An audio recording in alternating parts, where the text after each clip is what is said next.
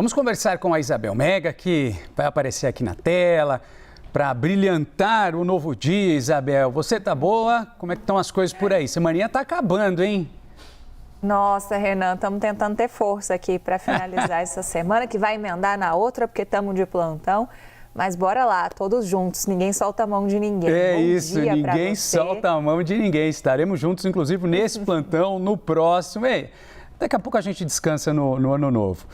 Isabel, vamos lá. O Pedro trouxe para a gente agora, inclusive, a postagem, da ministra Gleisi, já antecipando que o presidente Lula deve vetar o projeto da dosimetria. Então, a gente está acompanhando uma novela que parecia ter um ponto final, o último capítulo, mas não. Acho que o roteirista de Brasília resolveu, olha, vamos esticar mais um pouquinho, está dando audiência, né? O que a gente pode esperar agora da sanção ou não do presidente Lula?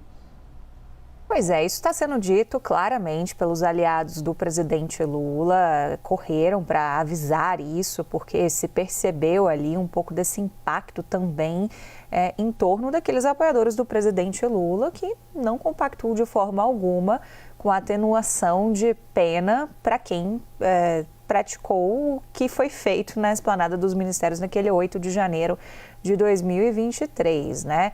O efeito do PL da dosimetria vai alcançar também o ex-presidente Jair Bolsonaro e outras figuras da política tidas como orquestradoras da trama golpista. Então, não é muito coerente a gente pensar que o Palácio do Planalto vai ter uma caneta de sanção nessa matéria.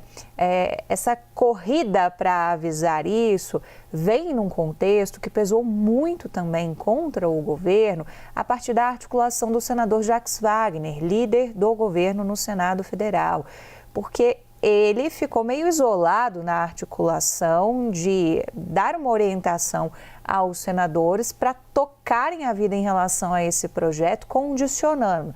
Quase que a gente abre mão da articulação em torno dessa proposta para garantir a viabilidade da pauta econômica, que sim é muito importante para o governo, ainda mais nesse momento de fechamento de ano. Acontece que era um assunto que fica complexo você barganhar, né? Teve uma crítica muito contundente de um aliado de primeira ordem do Palácio do Planalto, que é o senador Renan Calheiros, que desde o final da manhã já vinha fazendo esses alertas a respeito dessa situação, dessa espécie de moeda de troca que estava acontecendo a partir desse acordo que vinha sendo desenhado pelo senador Jacques Wagner, e dizendo que o MDB, por exemplo, não ia ser um partido que ia compactuar com essa implicação desses efeitos de atenuar as penas de quem foi condenado por golpismo. Falas muito fortes mesmo do senador Renan Calheiros, inclusive depois, na hora da votação no plenário do Senado Federal. Então, isso tudo gerou dois cenários. Um cenário é esse, de fissura dentro do próprio governo, dentro da própria base aliada, porque ao mesmo tempo em que isso vinha sendo dito e colocado também pelo próprio senador Jacques Wagner, condicionando, olha, não adianta a gente tentar fazer algo aqui, a gente precisa da aprovação da pauta econômica, porque no final das contas Lula vai vetar, só que aí do outro lado você tinha Gleisi Hoffmann, Randolfo Rodrigues dizendo que não tinha esse acordo e as críticas muito contundentes de Renan Calheiros. Então, gerou um ruído ali enorme na articulação do governo, uma fissura mesmo escrachada em praça pública, mostrando que alguém não combinou as coisas direito, porque você expôs uma fragilidade de discordância em relação a essas orientações. E o outro ponto que foi interessante da gente observar é o quanto essa votação também demonstrou um alinhamento muito claro entre os presidentes do Congresso Nacional, Hugo Motta na Câmara dos Deputados e Davi Alcolumbre no Senado Federal, porque a partir do momento em que Hugo Motta faz um anúncio de que iria votar essa proposta no plenário da Câmara, logo depois a gente teve a sinalização de Davi Alcolumbre de que iria votar no Senado. Acontece que a recepção dessa ideia no Senado não foi tão pacífica. Ontem, nesse mesmo horário, a gente falava, olha, ainda não tem acordo, as coisas ainda não estão desenhadas. Os senadores desses partidos de centro e da base governista, eles falavam muito sobre a possibilidade muito grande desse projeto ser analisado somente no ano que vem, e aí se contava um pouco com o esfriamento desse assunto durante o recesso.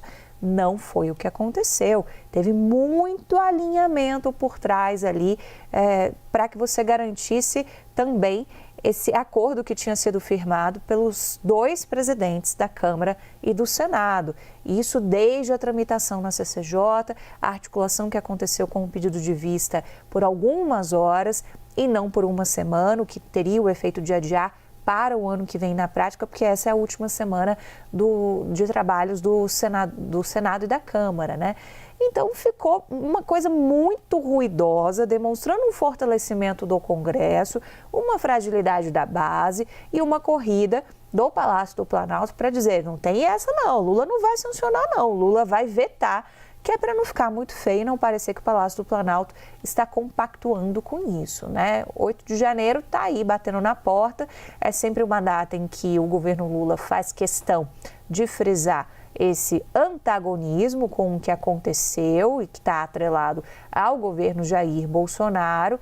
Então, não faz sentido algum pensar que Lula teria um olhar de sancionar essa proposta e daí essa corrida disso ser avisado o quanto antes para não ficar tão feio também diante da articulação que foi confessada ali pelo próprio senador Jacques Wagner, mas tentando condicionar essa questão, olha, Lula vai vetar de qualquer forma, a gente precisa aprovar a pauta econômica. No final das contas, a pauta econômica também foi aprovada, hoje é dia de votação de orçamento, e aí, tchau, recesso e só voltam no ano que vem, mas vai ser um período para tentar dar uma afinada também nessas articulações todas que estão precisando, os sinais estão claros.